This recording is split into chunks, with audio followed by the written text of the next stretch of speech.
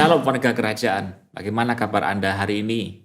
Anda pasti menanti-nantikan episode podcast GBI Rock Surabaya. Dan saya berharap Anda semua dalam keadaan yang baik, sehat, diberkati oleh Tuhan. Dan Anda menerima the multiplied grace di dalam hidup Anda dan keluarga Anda semuanya. Masih bersama dengan saya, Abraham Roy Setiawan, di dalam program podcast GBI Rock Surabaya, Kingdom Insight, His Gift for You. Hari ini kita akan berbincang-bincang bersama dua orang pengusaha Kristen. Saya percaya bahwa Tuhan bekerja di antara mereka dan Tuhan juga bekerja di tengah-tengah kita.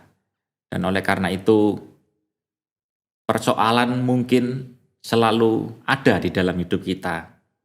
Persoalan mungkin selalu hadir dalam hidup kita. Tapi melalui dua orang pengusaha Kristen ini, kita akan melihat bagaimana tangan Tuhan bekerja, campur tangan Tuhan, melindungi, menyertai, memimpin, dan memberkati mereka semuanya. Oleh karena itu, saya tidak sendirian sekali lagi, dan bersama dengan saya sudah ada Bapak Vendra Hartikno dan Ibu Alin. Shalom Pak Vendra dan Bu Alin. Shalom Pak Roy. Bagaimana kabarnya? Puji Tuhan, kasih karunia tetap melimpah. Amin. Ya, wajahnya saya lihat cerah gitu ya. Saya senang sekali kalau melihat wajah yang cerah karena semua akan ikut cerah. Termasuk pemirsa juga wajahnya cerah sehingga kita semua juga ikut cerah. Nah, hari ini kita akan berbicara tentang bangkit dari keterpurukan ya. Saya percaya ada hal-hal yang mungkin terjadi dalam hidup kita dan itu membuat kita terpuruk. Tapi Tuhan tetap akan menolong kita. Dan mungkin sebelum kita berbicara tentang hal itu, saya ingin tahu nih, saya kepo nih ya, Pak Vendra sama Bu Alin hari ini lagi sibuk apa kira-kira? Ya, kalau saya sih sampai sekarang ya masih buka usaha ya, usaha depot. Usaha depot ya? Iya, sampai sekarang dan ngurus keluarga itu aja sih. Iya. Sudah ada berapa depotnya Pak Vendra? Satu sih, sebenarnya dua. Iya. Terus tutup gara-gara pandemi itu. Tutup gara-gara pandemi. Nah, tapi sekalipun itu tutup, Tuhan tetap memelihara kan? Memelihara ya? Dan buka jalan. Iya, nanti kita akan sampai ke situ ya. Iya. Kalau boleh, depot apa yang sekarang ini sedang dijalani? Chinese food. Chinese food ya? Iya, Chinese food. Jadi buat teman-teman yang ada di Surabaya gitu ya, atau yang lagi di luar kota dan ingin di Surabaya harus mampir ya ke depotnya Pak Vendra. Boleh ngomong apa nama depotnya dan di mana nggak apa-apa kan gitu ya. Oh iya. Ya, bukan sponsor ini ya. Iya. Tapi supaya kita tahu ya bagaimana Tuhan bekerja di tengah-tengah keluarga Pak Vendra dan Ibu Alin gitu. Iya. Ya. Apa nama depotnya Pak Vendra? Depot Hong Kong, Pangsit Mie Ujung Pandang. Pangsit Mie Ujung Pandang. Wah, itu pasti enak para penonton, pemirsa. Jadi itu di mana letaknya? Di Pondok Chandra. Pondok Chandra. Iya. Oh iya. Sebenarnya depot keluarga, tapi saya yang pegang yang di Pondok Chandra. Pondok Chandra ya, Surabaya Selatan di situ ya. Iya, Surabaya Selatan. Ya, jadi jangan lupa teman-teman dicatat baik-baik supaya satu kali Anda bisa ketemu Pak Vendra dan Bu Alin di situ dan yang pasti makan ya. Dan jangan lupa bayar. Karena ini usaha gitu ya. Kadang-kadang orang merasa teman sendiri enggak usah bayar. Enggak ya. Kita ini usaha memberkati orang lain begitu ya. Jadi seperti itu. Kalau Bu Alin kesibukan sehari-hari mengurus anak-anak rumah tangga begitu ya. Lebih banyak begitu dan membantu Pak Vendra untuk ini ya, mengelola depot. Iya. Ya. Ngomong-ngomong ini, kalau ngomong-ngomong soal usaha depot itu, kokinya siapa ini? Bu Alin, bukan ya? Bukan, pegawai. Oh, ya. Kalau dulu sempat waktu merintis ya, saya yang Pak Vendra yang jadi koki. Turun tangan. Tapi sekarang, apalagi waktu lalu sudah ada 2 cabang, jadi ada harus pegawai yang ngurus itu. Yang ngurusin. Tapi Pak Vendra tetap kontrol. QC-nya itu tetap harus dijalankan ya, quality control-nya itu ya. Tetap, iya. Nah, jadi pinter masak, jago masak ini ya. Puji Tuhan. Mungkin nanti satu kali Rock bisa mengadakan Master Chef versi Rock. Ya, Eh, Kemudian saya juga ingin tahu masa kecilnya Pak Vendra dan Bu Alin itu seperti apa? Asli wong Surabaya atau bagaimana begitu kira-kira? Lalu di tengah-tengah keluarga waktu kecil seperti apa? Mungkin Pak Vendra bisa Iya. sharing tentang hal ini. Ya kalau saya memang dari kecil dari keluarga Kristen ya. Iya. Kalau papa saya sih memang sebenarnya non Kristen. Iya. Ya. Mama saya ini Kristen dari kecil. Ya, jadi kita lahir di keluarga Kristen sih memang. Iya. Dari kecil sudah sekolah minggu apa. Kalau nggak sekolah minggu ya Dimarahin. dimarahin pasti. Karena mama saya juga aktif di gereja. Gitu. Iya. Kalau nggak salah dulu pernah jadi bendahara. Itu Wah, beberapa itu saat. luar biasa gitu. ya, jadi bendahara. Tidak semua orang bisa jadi bendahara. Gerejanya gereja daerah gitu. Iya. Ya. Pasti kalau bendahara itu kan pasti dipercaya kan begitu ya. Kalau nggak dipercaya nggak mungkin bisa jadi bendahara. Iya, itu sih. Kalau Bu Alin gimana masa kecilnya di tengah-tengah keluarga? Kalau saya kan bukan orang Surabaya, saya dari Lombok, asal Oh, Lombok. dari Lombok, iya. Iya.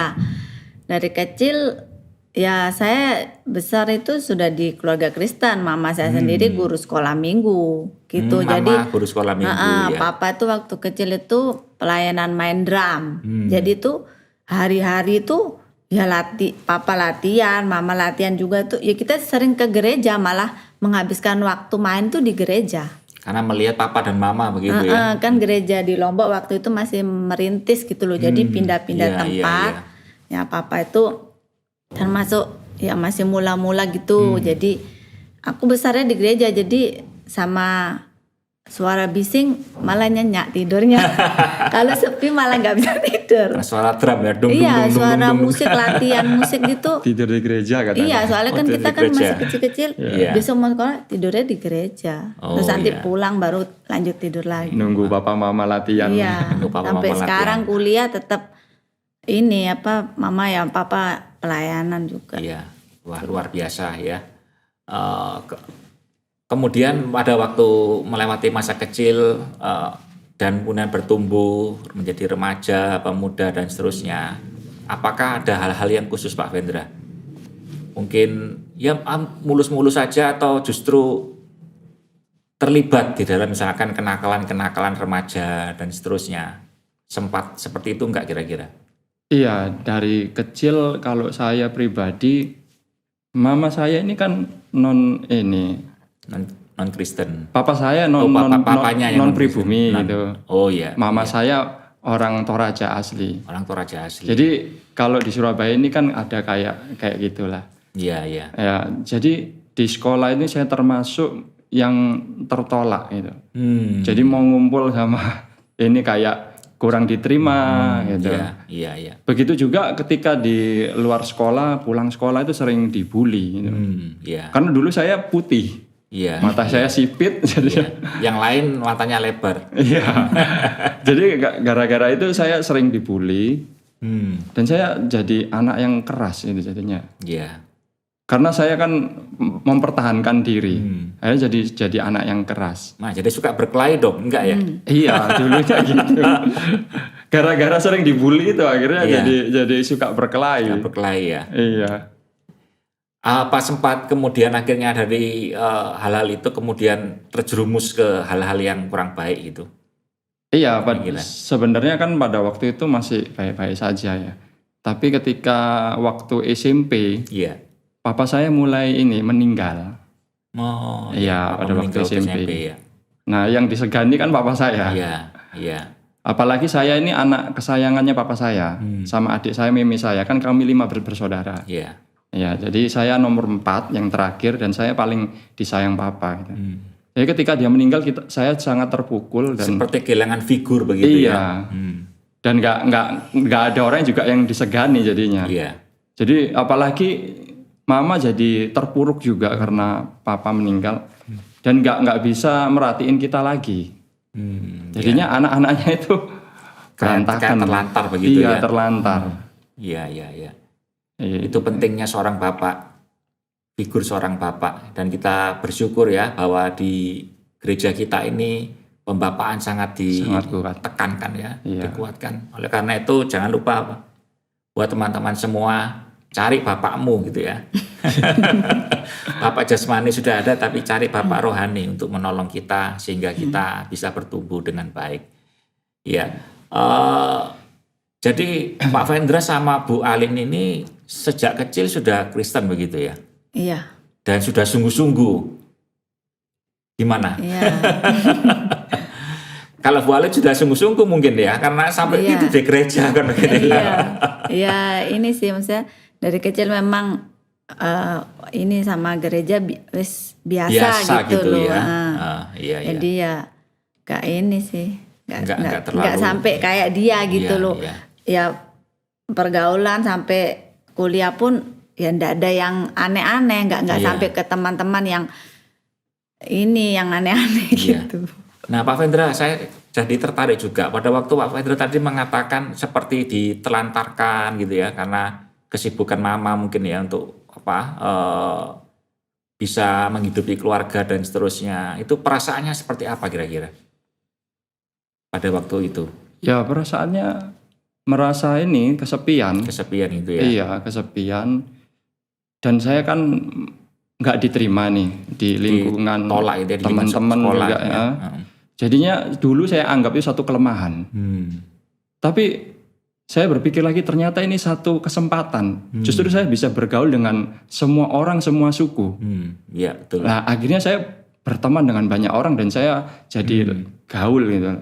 Pergaulan bebas akhirnya jadinya. Saking gaulnya jadi pergaulan bebas. Nah itu dari situ saya bertemu dengan teman-teman yang nggak bener gitu. Ya, mulai kehidupan nakal, alkohol, sampai sempat narkoba saya. Iya. Gitu. Umur berapa itu waktu narkoba? Kelas berapa sekolahnya? Kenakalan saya sebenarnya dimulai dari SMP kelas 1 sih, mulai alkohol itu. Iya, Dan iya. alkoholnya bukan alkohol biasa, maksudnya whisky itu sampai benar-benar mabuk gitu. Waduh. Iya. Terus meningkat lagi kan, namanya orang kalau sudah terjerat narkoba itu nggak mungkin satu jenis. Pasti mereka akan mencoba Macam-macam yang lain, ya. mencoba yang lain. Terdorong untuk itu biasanya. Dan itu edik ya, artinya kecanduan gitu ya, sampai kecanduan begitu ya. Sampai kecanduannya sih yang macam-macam narkoba itu masih nggak terlalu ya. Cuma fun-fun aja. Sempat pakai apa ya, semacam kayak ganja, ekstasi, sabu-sabu itu sekedar fun. Kita pakainya buat seneng-seneng. Nggak pakai pun nggak apa-apa gitu. Iya. Kalau ada duit ya pakai gitu. Tapi yang sampai SMA kelas 1 itu yang baru bener-bener Parah parah gitu ya. Karena mulai nyoba yang namanya narkoba jenis putau. Putau, oh ya dulu Iya, masih musim itu ya. Iya, semacam heroin. Waktu itu nggak terlalu musim sih, itu hanya segelintir orang yang pakai itu.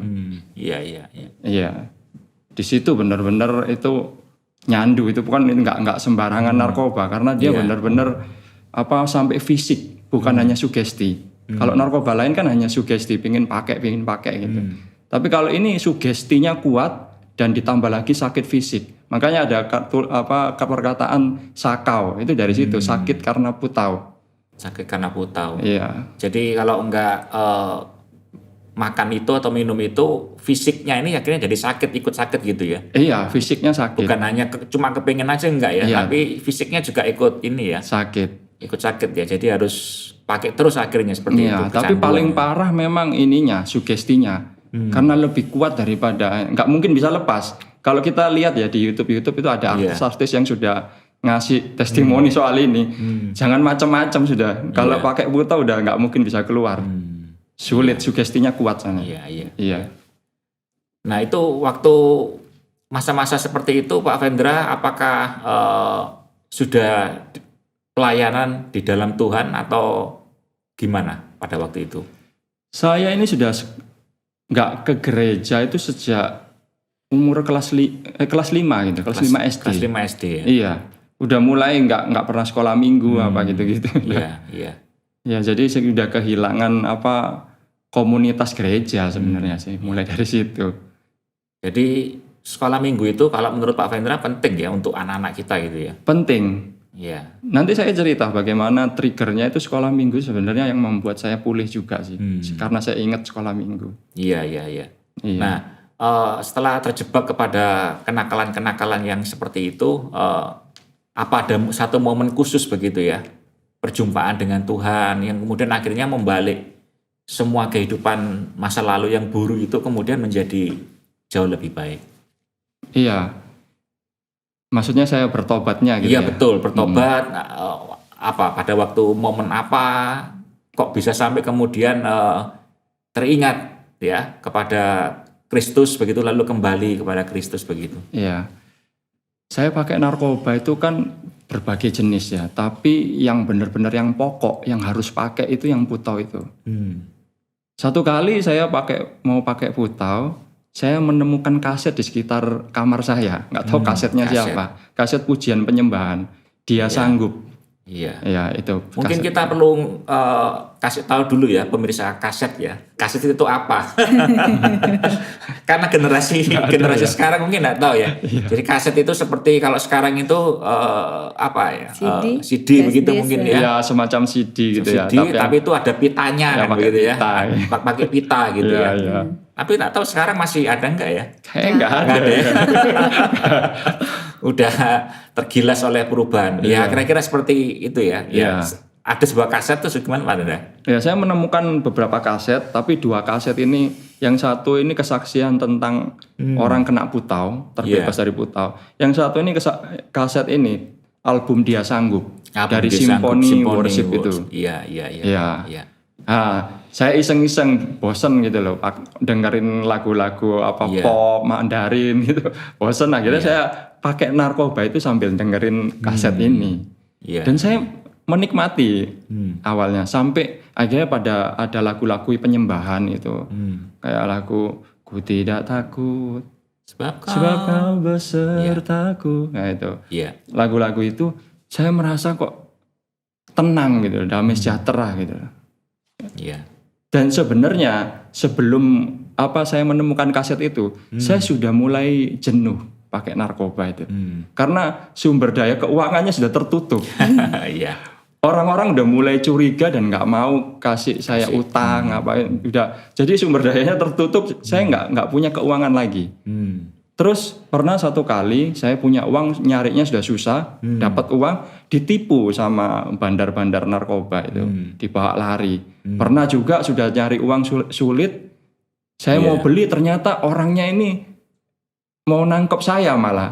Dengar-dengar itu polisi, dengar-dengar itu hanya orang yang menyamar jadi polisi yang ingin memeras saya. Untungnya saya dikejar tuh, saya lari nggak ketangkep gitu loh. Ceritanya seperti itu. Jadi saya merasa kok hidup ini kok sulit ya. Ada kekosongan dalam hidup gitu ya. Jenuh. Perasaan kosong, perasaan jenuh gitu ya. Iya, karena kalau narkoba yang lain kan bikin happy gitu. Kita keren, pakai baju keren.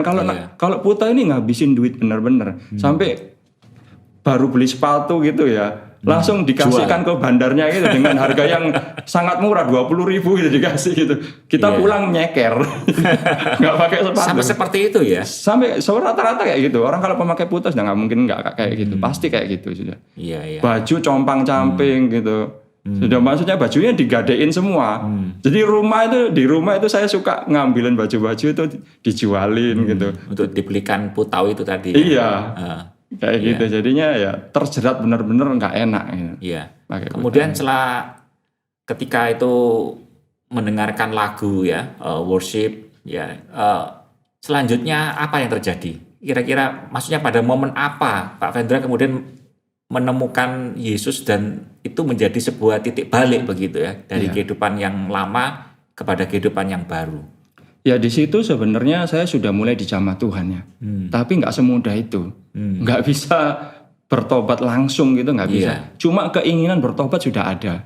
Hingga satu saat teman saya ngajak pesta narkoba ini di satu diskotik, kita menggunakan ekstasi. Lah ekstasi dengan putau ini kan beda efeknya. Kalau ekstasi kan efeknya happy gitu ya, semangat. Kalau putau itu efeknya tidur gitu, ngefly gitu. Nah saya pakai ekstasi itu banyak karena ditraktir gitu ya. Sampai pulangnya jam 12 malam, saya sampai di rumah tetap harus pakai putau karena itu makanan pokoknya. Harus pakai itu. Nah ketika pakai itu saya pakai dosis yang sama, nggak mempan. Naik dosis akhirnya. Jadi harus pakai dosis kedua yang lebih tinggi lagi. Ketika dosis yang kedua itu waktu saya pakai putih, saya mendengarkan kaset kesaksian narkoba itu. Sambil dengerin itu. Iya. Begitu yang kedua saya pakai, tiba-tiba jantung saya ini kayak diremes gitu. Terus badan saya ini kesemutan semua. Itu langsung saya sudah mikir ini kayaknya UD ini ya. Tapi nggak tahu saya UD apa enggak, saya nggak tahu. Tapi sempat akhirnya saya tertidur nggak tahu berapa detik atau berapa menit, saya kurang tahu. Yang pasti saya bangun gini sudah ada ini lagu dari kaset itu. Setelah kesaksian kan di kaset itu dia menyanyikan sebuah lagu. Iya. Sejauh timur dari barat itu. Jadinya saya tuh nangis waktu itu, kayak ada suara dalam hati saya, nggak secara audible tapi suara itu kuat dalam hati ini, Tuhan mengasihimu. Dan saya diingatkan pada waktu itu, saya waktu kecil itu pernah nyanyi gitu di sekolah minggu ya. Waktu sebelum kelas 5 SD itu ya. Iya. Jadi setelah saya dengarkan kaset itu ada suara-suara juga dan nyanyian lagu sekolah minggu yang biar bumi berlalu dan bukit-bukit bergoncang itu, ya kayak gitu. Namun kasih setiamu tak akan beranjak dariku, yang kayak gitu-gitu lah. Saya langsung ingat, iya Tuhan mengasihiku. Aku, sejak dari situ aku kepingin balik sama Tuhan. Akhirnya saya ngambil komitmen, aku harus ngaku ini. Kalau nggak ngaku nggak bisa, karena keluarga nggak pernah tahu, hanya curiga, tapi nggak yakin pasti. Akhirnya saya ngaku sama kuku saya ngomel-ngomel, itu loh. Kok pakai narkoba yang paling parah. Tapi yang menarik di sini mama saya, yang biasanya itu temperamen, begitu saya ceritain ini dia tenang. Dia langsung ngomong, ya sudah kasihan kamu ya, ya udah kamu bertobatlah, gitu. Nggak usah dipikirkan, kita cari jalan keluarnya mulai dari sekarang. Gitu. Nah Pak Vendra akhirnya bisa stop total dari semua yang dilakukan itu narkoba itu bagaimana? Apakah sempat menjalani rehabilitasi atau memang ada mujizat dalam tanda kutip begitu ya, sehingga betul-betul bisa stop langsung begitu atau bagaimana? Ya saya nggak bisa stop langsung sebenarnya. Setelah saya ngaku, saya direhabilitasi 1 minggu sih. Bukan rehabilitasi, sebenarnya itu hanya mengobati badan saya supaya nggak sakau lagi, itu aja. Tapi enggak, kalau rehabilitasi kan 1 tahun 2 tahun sebenarnya, secara psikologis harusnya. Ya itu. Tapi setelah rehabilitasi yang 1 minggu itu di rumah sakit William Booth itu waktu itu, pulang dari sana ternyata nggak bertahan, nggak sampai seminggu balik lagi. Saya langsung tahu saya nggak bisa keluar dari sini, nggak bisa keluar. Sampai saya itu pernah nangis gitu ya. Sambil habis pakai itu saya nangis, Tuhan bagaimana saya lepas dari narkoba ini. Sampai saya janji ya Tuhan, kalau memang Tuhan pulihkan saya keluar dari jeratan narkoba ini, saya mau melayani Tuhan. Iya. Terus akhirnya pada waktu setelah itu bagaimana bisa betul-betul lepas gitu ya? Pindah.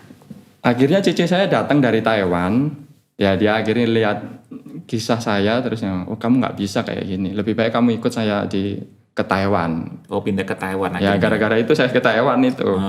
Tapi nggak sekolah, kerja saya di sana. Saya berpikir gini, ya udah dah ke Taiwan aja daripada, karena Koko sudah ngomong kamu kayak gini terus mendingan kamu direhabilitasi di Dolos, di Terawas kalau nggak salah.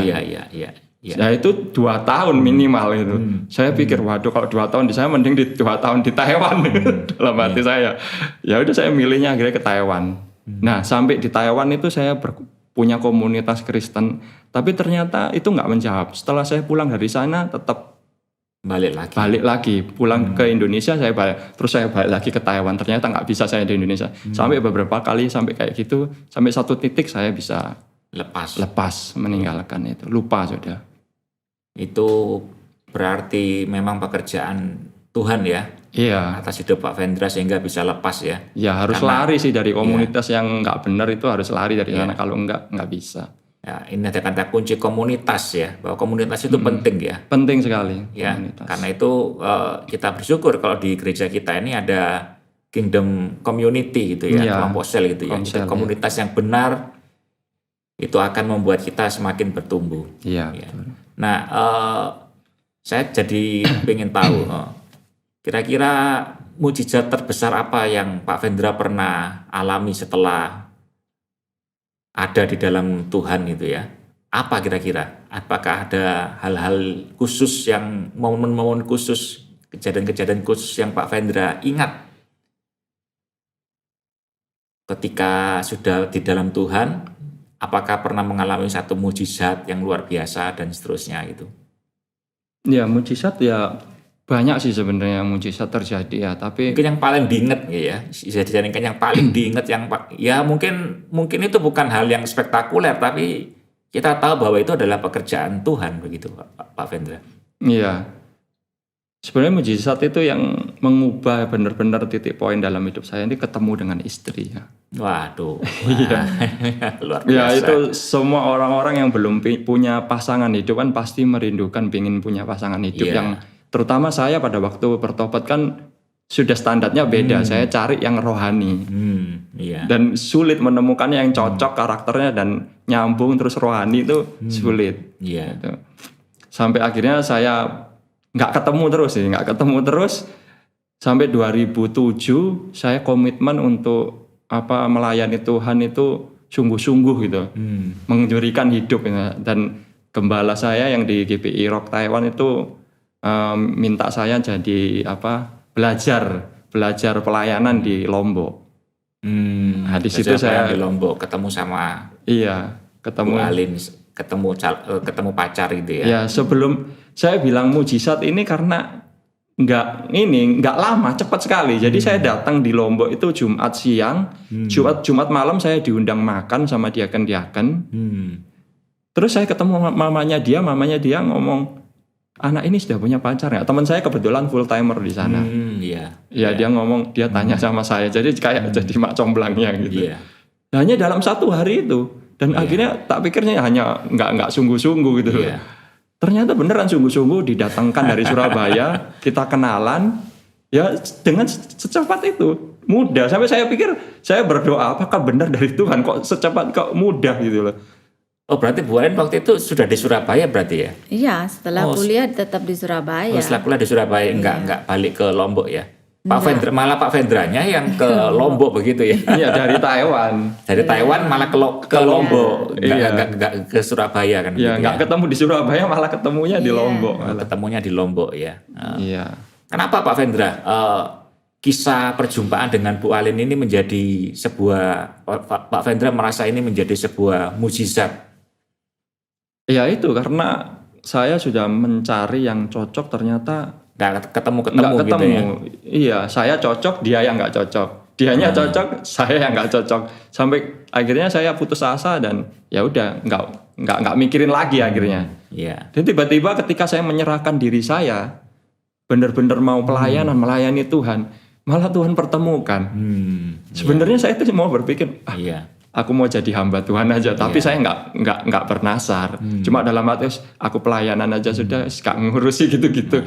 Malah ketemu gitu iya, ya, malah ketemukan ketemu Tuhan ya. Iya, destiny saya tuh bukan di situ. Saya harus punya istri, harus punya usaha kayak Iya, gitu. iya. Nah ini buat teman-teman yang belum punya pacar, jangan khawatir begitu ya. Kalau kita sungguh-sungguh dengan Tuhan, pasti Tuhan sediakan yang terbaik. Ya, bukan hanya pacar saja, tapi hidup kita disediakan Tuhan yang terbaik.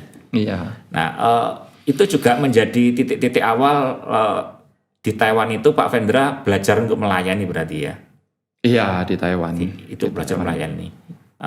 Kemudian ketemu dengan Bu Alin ya, lalu bagaimana pelayanan yang dilakukan setelah itu, setelah berumah tangga dengan Bu Alin? Ya saya pelayanan di Taiwan sebenarnya sih, saya mulainya ya dari angkat-angkat kursi lah, OHP waktu itu, terus singer, terus meningkat terus gitu. Iya.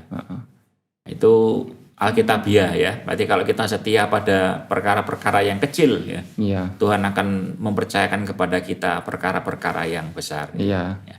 Nah, Pak Vendra mungkin bisa menceritakan ya titik terendah atau masa-masa sulit ya dalam kehidupan Pak Vendra ini ya.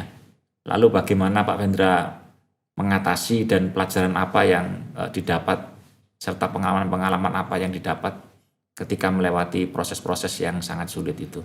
Ya, sebelumnya saya mau cerita pada waktu setelah saya bertemu dengan istri, saya merasa pernah satu kali saya merasa kecewa sama pelayanan itu. Saya melihat ternyata kok orang-orangnya kayak gini gitu. Saya jadi saya nggak kepahitan, tapi saya kecewa. Saya jadi tawar gitu. Akhirnya, tapi saya sudah mulai mengurangi pelayanan dan lama-lama nggak komsel malah. Sampai saya vakum komsel, saya ngurusi kerjaan aja gitu. Saya kerja, saya bisnis terus. Sampai satu kali tahun 2014 Tuhan proses saya supaya saya ingat sama komitmen saya. Saya pernah bikin komitmen mau melayani Tuhan. Ya, saya kena satu virus yang mematikan. Karena saya bilang mematikan karena teman-teman saya sudah meninggal gara-gara virus ini. Karena efek dari narkoba itu. Termasuk teman satu pelayanan saya di Taiwan meninggal gara-gara itu. Saya ke dokter.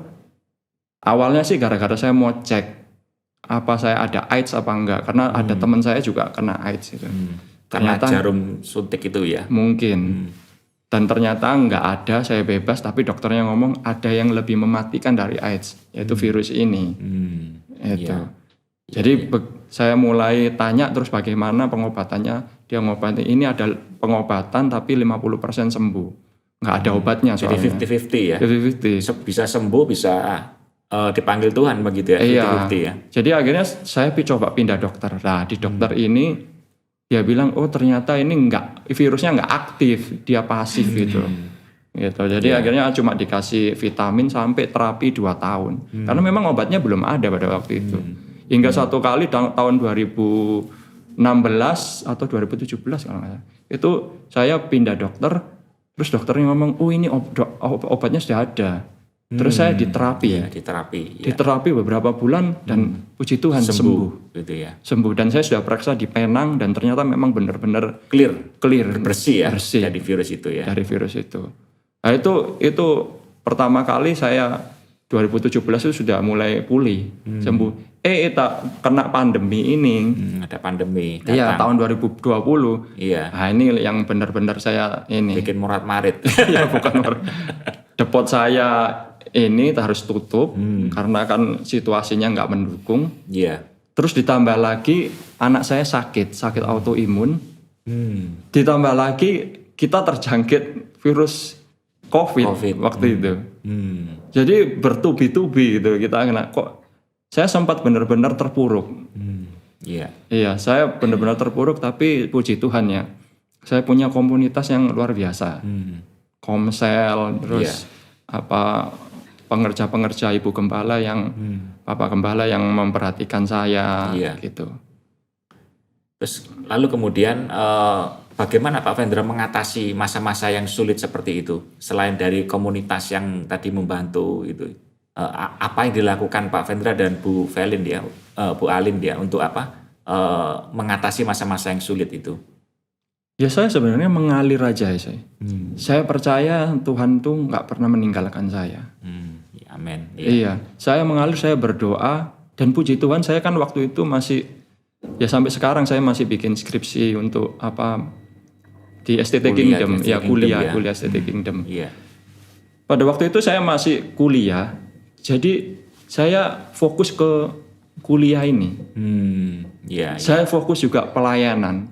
Saya alihkan di situ dan itu puji Tuhan itu dapat menguatkan saya. Setiap pelajaran-pelajaran yang saya terima itu membuat saya lebih kuat gitu untuk menghadapi persoalan-persoalan hidup itu ya. Iya. Jadi karena itu buat teman-teman semuanya tetap setia kepada Tuhan, belajar firman Tuhan ya. Itu justru menguatkan kita termasuk mencari dan mendapatkan komunitas yang benar ya. Nah, saya ingin tanya ke Bu Alin ya. Bu Alin ya. Pepatah seringkali mengatakan di balik seorang pria yang sukses itu ada wanita yang luar biasa. Nah, ini Bu Alin ini kira-kira apa peran keluarga kira-kira peran keluarga di dalam mendukung suami gitu ya, juga anak-anak begitu. Iya, saya sih dari dulu kan hidupnya tuh ndak ada yang terlalu heboh gimana.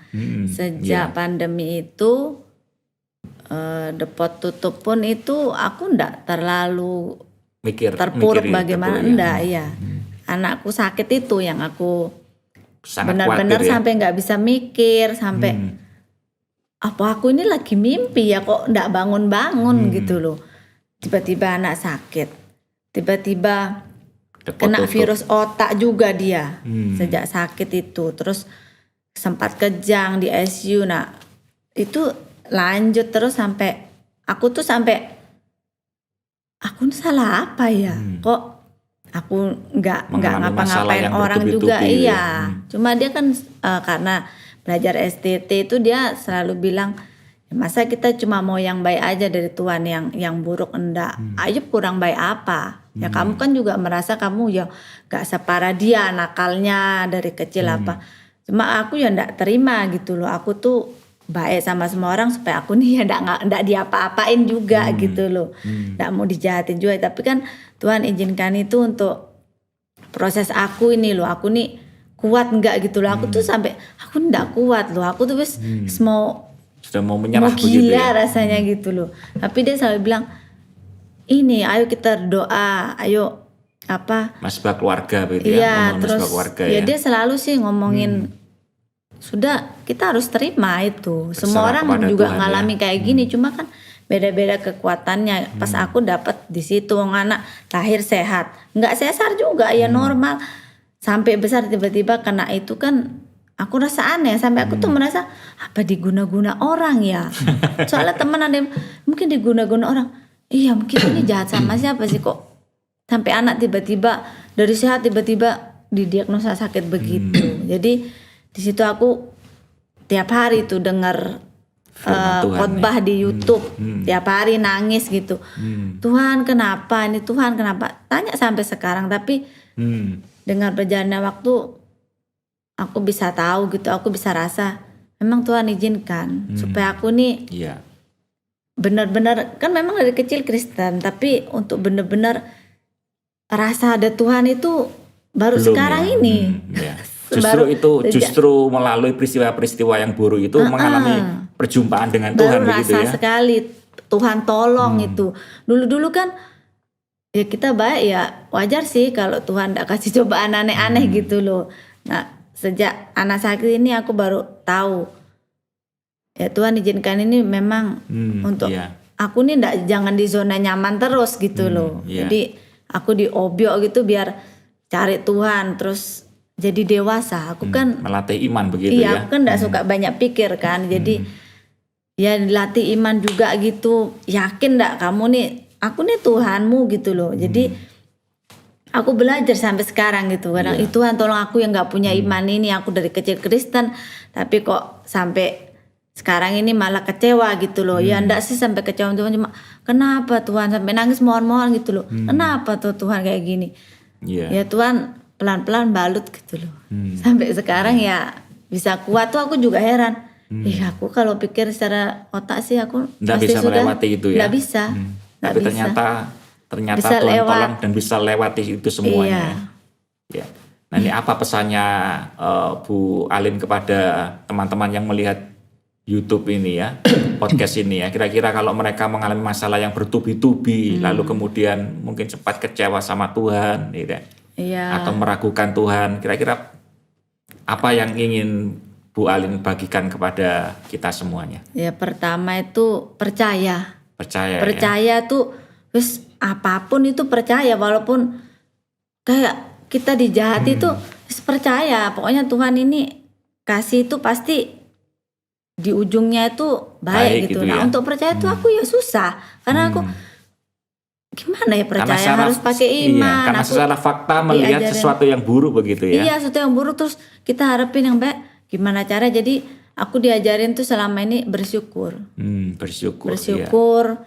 Terus benar-benar harus yakin percaya. Aku kan juga selama pandemi ini ikut kelas Mother Wise gitu loh. Nah itu juga banyak membantu aku sih. Jadi kalau pas aku sumpah baca-baca gitu terus dengar-dengar juga pelan-pelan itu imannya tuh kayak bertumbuh begitu ya, tumbuh. imannya Iya bertumbuh ya, pasti Tuhan tolong, dia aja ditolong, masa aku nggak ditolong. Iya. Kayak gitu, pokoknya bersyukur apapun yang terjadi Tuhan sama kita gitu. Jadi Tuhan nggak pernah tinggalin kita walaupun dia sibuk urus depotnya kan waktu itu tutup depotnya. Aku tuh ngurus anak, jadi dia tuh ngurus usaha yang Usahanya. terpuruk terus gitu. Aku sampai merasa dia kayak nggak nemeni aku. Aku tuh nemeni karena pandemi kan nggak bisa dia jenguk. Aku Iya, tuh full iya. harus di swab. Iya. Anak bolak-balik masuk rumah sakit. Lihat anak nangis kalau masuk obatnya Obat, itu iya. bukan infus, dia kayak bubuk-bubuk gitu yang dicairkan masuk tuh jerit-jerit gitu. Aku sampai kayak mau gila rasanya lihat anak tuh kayak disakiti gitu. Iya. Jadi sekarang ya sudah bisa, aku sampai ingat-ingat yang lalu. Aku ndak sanggup kalau bukan Kalau Tuhan bukan, tuh kalau ndak bukan tahu. pertolongan Tuhan, Iya, anugerah Tuhan nggak bisa melewati ndak itu bisa, ya. Iya. ndak bisa. Itu menunjukkan bahwa kita membutuhkan anugerah Tuhan ya. Iya, sangat, Perkenanan Tuhan ya. sangat. Iya. Nah, sebagai yang terakhir nih, Pak Vendra, mungkin tips-tips apa, pesan-pesan apa, atau mungkin ada moto hidup yang selalu dijalani, ayat-ayat favorit barangkali. Ya kita tahu bahwa semua ayat Alkitab itu favorit bagi kita semuanya. Ya, apa kira-kira pesan Pak Vendra kepada warga kerajaan yang mungkin hari-hari ini mereka juga sedang mengalami masalah, kemudian terpuruk dan seterusnya. Iya, dari dulu sih saya mengerti, saya selalu dapat pengertian bahwa tidak ada sesuatu pun di dalam dunia ini terjadi kalau bukan kehendak Tuhan. Di luar Tuhan kendali mengizinkan itu semua terjadi untuk memproses hidup kita. Makanya waktu saya kena problem-problem ini, masalah ini, muncul itu perkataan itu. Dan kebetulan saya kan eksegese ayat itu untuk materi khotbah gitu. Nah, saya dapat dari 2 Korintus 4 ayat 16 sampai 18. Iya. Di situ saya eksegese itu ternyata Paulus ini di dalam penderitaannya mengiring Tuhan. Dia itu mengatakan bahwa penderitaan ini sementara kalau dalam bahasa aslinya. Iya. Itu sementara. Artinya jangan fokus dengan hal-hal yang sementara, termasuk kekayaan kita. Kita kaya, kita harus tahu itu sementara. Iya. Kita menderita, kita juga harus tahu itu sementara. Kalau kita fokus sama yang kekal, kita akan selalu berjalan maju. Kita nggak akan mikirin yang terjadi dalam hidup. Ya memang tetap mikirin, tapi nggak menaruh fokus kita kepada yang sementara itu. Kita fokus yang pada yang kekal. Makanya waktu Pak Daniel Januar pernah telepon saya, dia bilang, kalau kamu nggak kuat, kamu mendingan nggak usah pelayanan dulu. Saya bilang, kalau pelayanan cuma hari Minggu, tapi yang STT ini yang 1 minggu 5 hari saya harus jalani. Sampai bahkan 7 hari saya harus jalani. Itu aja saya nggak mau tinggalkan. Apalagi pelayanan. Masa 1 hari aja ditinggal gitu ya. Artinya saya mau fokus sama Tuhan. Dan saya nggak mau tawar hati. Gitu. Jadi itu yang membuat saya ini. Jangan khawatir untuk tidak khawatir. Kita itu nggak semuanya kuat gitu. Saya jujur sama diri saya. Saya khawatir. Makanya saya sempat dikunjungin sama komunitas saya, orang-orang komsel saya. Saya nangis di depan mereka. Padahal mereka tahu saya orang yang ngerti firman. Kan kesannya kayak nggak punya iman gitu. Tapi kita lupa. Padahal kekhawatiran itu sebenarnya proses iman juga.